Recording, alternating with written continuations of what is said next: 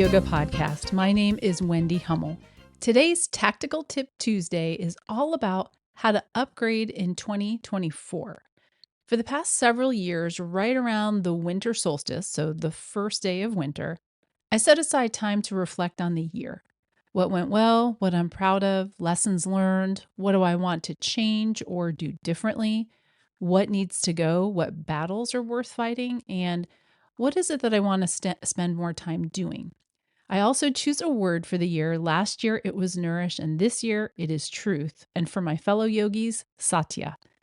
For me, a reminder not just to speak up or to not speak up in some cases by asking myself, is it true? Is it kind? And is it necessary?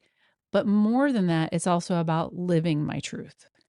Last year I turned 55, which for some reason felt really big, even bigger than when I turned the big 50. A reminder maybe of my mortality and that I'm more likely perhaps to have more life behind me than in front of me. Hopefully not, but those are the things that were going through my head. In my process of reflection as I was dreaming and planning and journaling, I was imagining how I wanted to feel in 2024. What activities, people, and experiences bring me joy.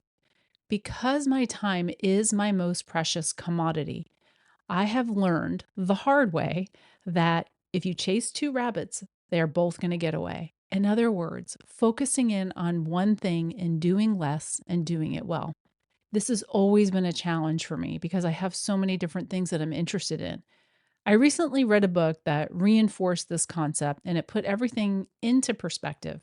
It's called 10x is Better Than 2x by Dr. Benjamin Hardy. In the book, he discusses the concept, which may seem a little counterintuitive. 10x is about doing less, not more.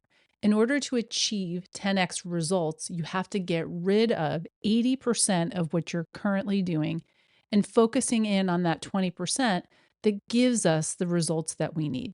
I'm going to repeat that.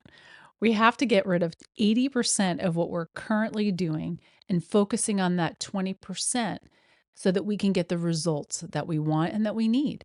This is no easy task. Every next level of your life is going to require a different version of you. So you have to change things up if you want different results. Easier said than done. So this year I reflected on all the things that I need to get rid of, things that are weighing me down and preventing me from attaining what I want and how I want to feel in my life, really digging deep and living my truth. I'm always looking to be better, to grow, and to learn. Getting rid of that 80% is not easy. I'm still working on it, but it's happening.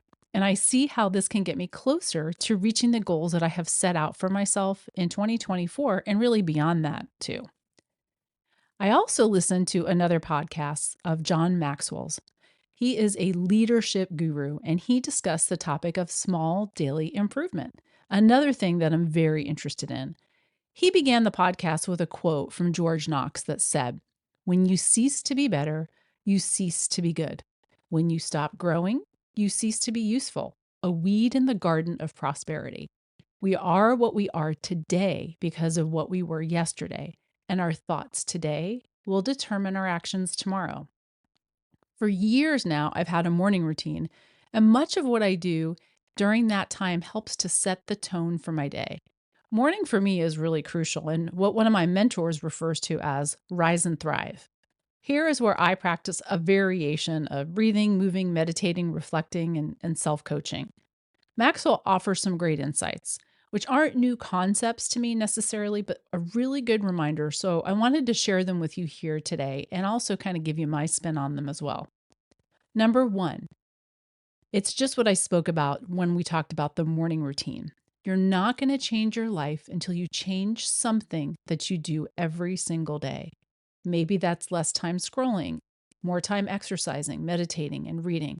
But be smart, Maxwell says, which refers to the acronym for specific, measurable, achievable, relevant, and time bound when you're determining what that is. Number two, admit your mistakes. Love this one. This used to be really hard for me. I think that's why I like it so much. But the more that I grow and learn, I feel as if I don't know anything, quite honestly, and I have so much more to learn in my lifetime. Admitting when I'm wrong or when I've made a mistake is simply part of being true to myself. Number three, approach each day with curiosity. Ask questions. Unfortunately, I have really come to notice that a lot of the people that I interact with, they tell you what they think, and rarely do I have people ask me questions. I intentionally try and surround myself with people who are curious, who are growth and depth oriented, and adopt a conscious leader approach, which means that they have a growth mindset, are open and curious rather than a fixed mindset, or they're committed to being right and are often defensive.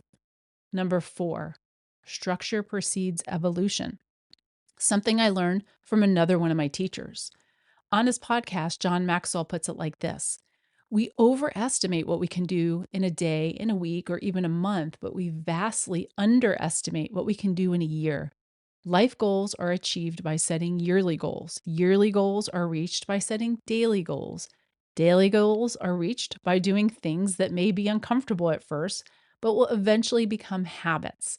Habits are powerful as they turn actions into attitudes and attitudes into lifestyles. Structure precedes evolution. Having a goal and then breaking it down to be achievable requires thought and planning. This is where that 10x comes in handy. To achieve the goal, maybe some other things need to go. And last, one of the things that Maxwell talked about is focusing in on your strengths, which I am a huge proponent of.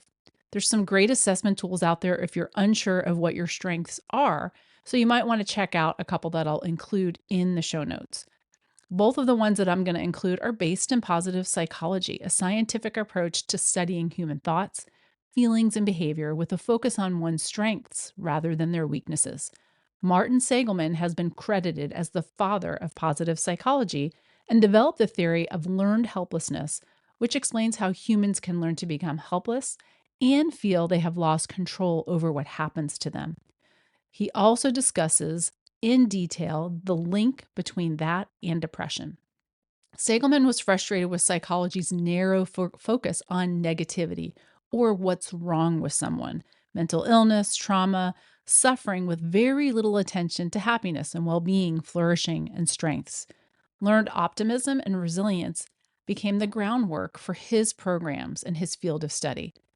I've been through a train the trainer program based on Seligman's work through the IACP's Valor Initiative and believe so strongly in this framework and have found it to be extremely beneficial personally, with my family, and also with my peers. I'll include this link in the show notes.